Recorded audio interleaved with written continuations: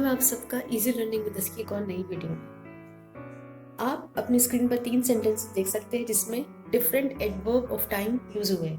पहला सेंटेंस जो है, I started teaching English 3 years ago। ठीक है। नेक्स्ट सेंटेंस देखिए, I have seen that movie before. और जो थर्ड सेंटेंस है वो है, Abdul had already cross the road when I reached there. तो इन सेंटेंसेस में हमने देखा कि 3 तरह के एडवर्ब ऑफ टाइम यूज हुए हैं। पहले सेंटेंस में हमने अगो यूज किया, सेकंड सेंटेंस में बिफोर और थर्ड सेंटेंस में already.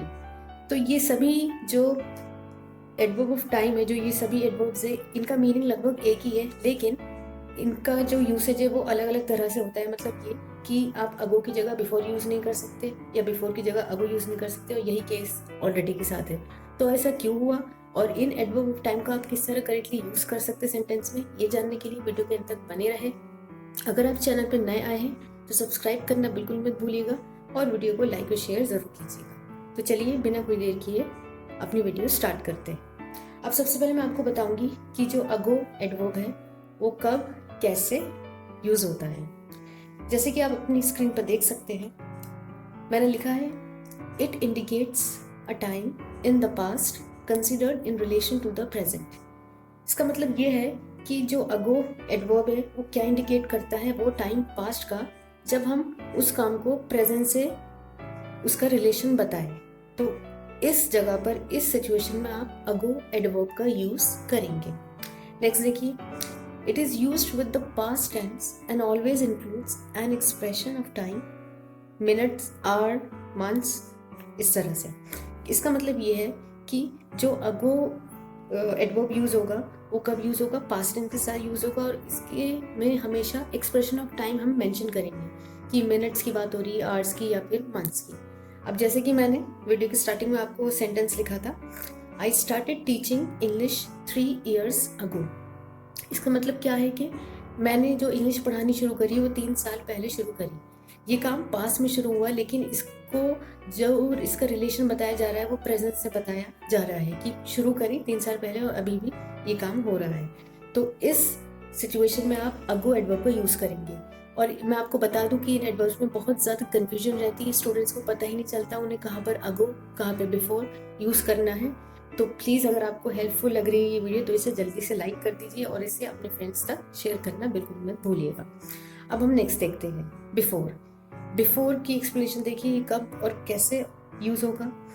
It is used with present perfect tense and past perfect tense and in this expression of time is not always required. मतलब ये कि बिफोर हम कब यूज करेंगे या किसके कब कौन से टेंस के साथ यूज करेंगे, प्रेजेंट परफेक्ट टेंस और पास्ट परफेक्ट टेंस के साथ। ये हुआ पहला डिफरेंस अगो और बिफोर की यूसेज में, जो आपको हमेशा याद रखना है। और अगर आप इसे याद रखेंगे आप कभी भी इसके यूसेज में गलती नहीं करेंगे।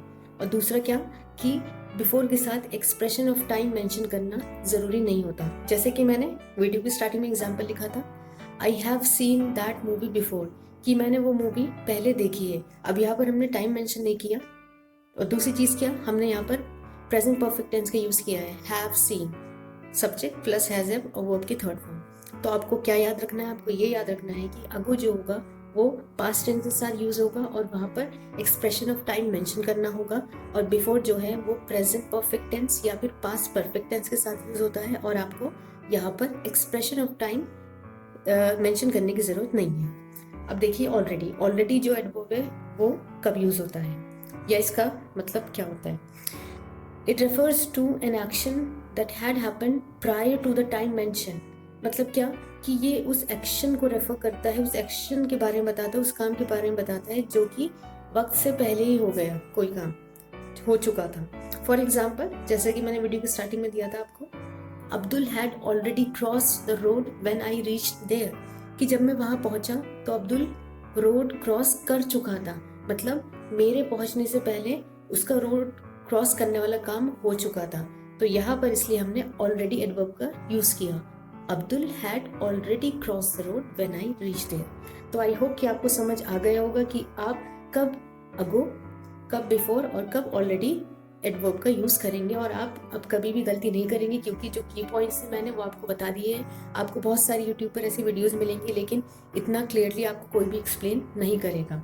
तो चलिए, अब मैंने आपके लिए 10 क्वेश्चंस का सेट तैयार किया है, जिसमें हम प्रैक्टिस करते हैं और देखेंगे कि हमने कितना आज सीखा। तो पहला सेंटेंस आपकी स्क्रीन पर है, जैसे कि आप देख सकते हैं, I sent him a letter but he had dash left the place। अब आपको इस सेंटेंस में डिसाइड करना है कौन सा एडवर्ब आएगा। यहाँ पर अगो आएगा, बिफोर आएगा, या फिर ऑलरेडी। सोचिए और मुझे बताइए। तो अगर आपका आंसर ऑलरेडी है देन यू आर करेक्ट, क्योंकि अब अगर आप सेंटेंस को देखें दोबारा, I sent him a letter but he had already left the place, कि मैंने उसको लेटर भेजा लेकिन वो पहले ही वहाँ से जा चुका था।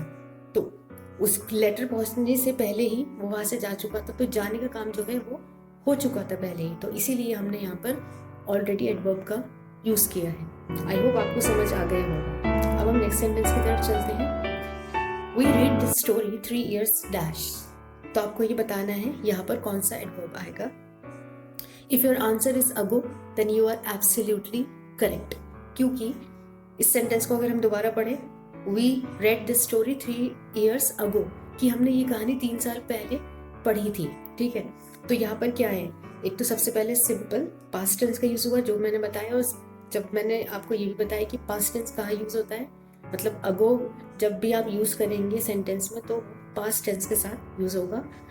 और यहाँ पर क्या है, एक्सप्रेशन ऑफ टाइम है, 3 साल पहले वो काम किया गया, यानी कि जो परफेक्ट एडवर्ब यहाँ पर आना चाहिए वो अगो है।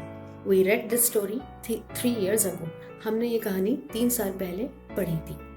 Next, my friend had said this once dash, कि मेरे दोस्त ने या मेरी दोस्त ने पहले ये कहा था, एक बार कहा था। तो अब आप सोचिए यहाँ पर कौन सा एडवर्ब आएगा।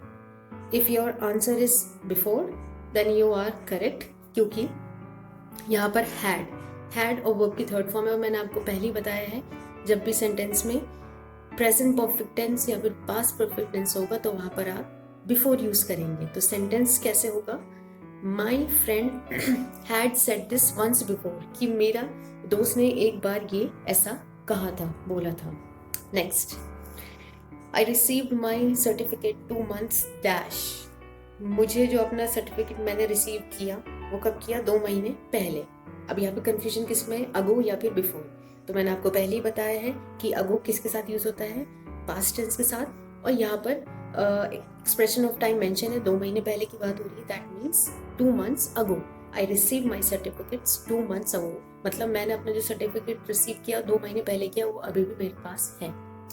Next, when he reached the hospital, comma, he found that she was there dash, कि जब मैं हॉस्पिटल पहुंचा तो जब वो हॉस्पिटल पहुंचा तो उसने पाया कि वो पहले से वहाँ थी। मतलब क्या, इसके पहुंचने से पहले ही वो लड़की वहाँ पहुंच चुकी थी, मतलब काम ऑलरेडी हो चुका था। दैट मीन्स यहाँ पे जो परफेक्ट एडवर्ब है वो है already. when he reached the hospital he found that she was there already, वो वहाँ पर पहले से थी। Next sentence, I have never heard him से दिस डैश, मैंने उसे कभी ऐसा कहते हुए नहीं सुना। अब आपको सेंटेंस देखकर ही समझ आ गया होगा, हैव लगा है, that means present perfect tense, और प्रेजेंट परफेक्ट टेंस में बिफोर आता है। तो यहाँ पर जो परफेक्ट एडवर्ब होगा वो क्या होगा, I have never heard him से दिस बिफोर, मैंने उसे पहले कभी ऐसा कहते हुए नहीं सुना।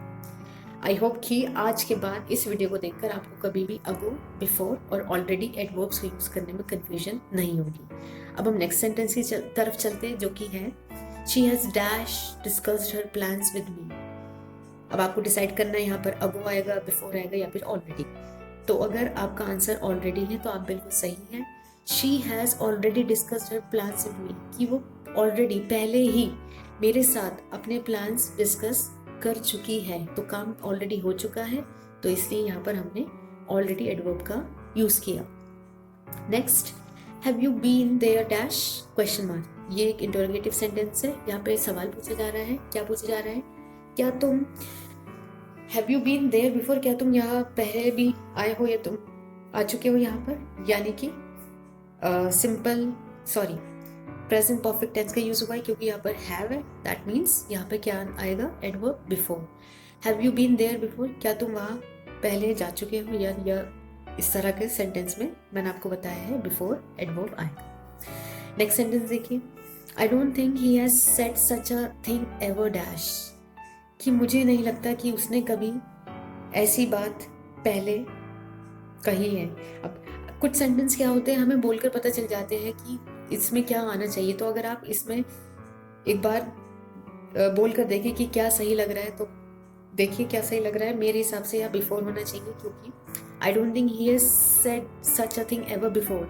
हैज से हमें पता चल गया यहाँ पे एक तो प्रेजेंट परफेक्ट टेंस है और एक्सप्रेशन ऑफ टाइम नहीं है, बस हम यहाँ पे यही कह रहे हैं कि मुझे नहीं लगता कि उसने कभी पहले ऐसी बात, ऐसे शब्द कहे होंगे। तो पहले की बात है, तो यानी कि बिफोर जो है यहाँ पर एप्रोप्रिएट एडवर्ब है। और लास्ट सेंटेंस जो इस सेशन का है वो है, her father died 4 years dash, कि उसके फादर जो है वो 4 साल पहले ही उनका देहांत हो गया, यानी कि पास्ट टेंस है और एक्सप्रेशन ऑफ टाइम है, यहाँ पर 4 साल पहले की बात हो रही है, दैट मीन्स अगो आएगा यहाँ पर। तो आपका जो करेक्ट, ग्रामेटिकली करेक्ट सेंटेंस होगा वो होगा, her father died 4 years ago, कि उसके फादर का जो देहांत था वो 4 साल पहले हुआ।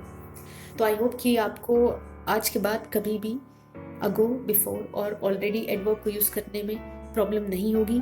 और ये जो टॉपिक है ये हर तरीके से बहुत ज़्यादा यूज़फुल है, क्योंकि स्कूल में भी सिलेबस बच्चों को पढ़ाया जाता है, और जब आप किसी कॉम्पिटिटिव एग्ज़ाम की तैयारी कर रहे होते हैं वहाँ पर भी इस तरह की ज़रूर कोई ना कोई सेंटेंस आता है जहाँ पर आपको मिलते जुलते जो मीनिंग है इस तरह के वर्ड्स दिए जाते हैं, जिससे कि आप कंफ्यूज और आपका आंसर गलत हो। तो अगर आप इन रूल्स को हमेशा अपने माइंड में रखेंगे तो आप कभी भी इस टॉपिक को लेकर गलती नहीं करेंगे।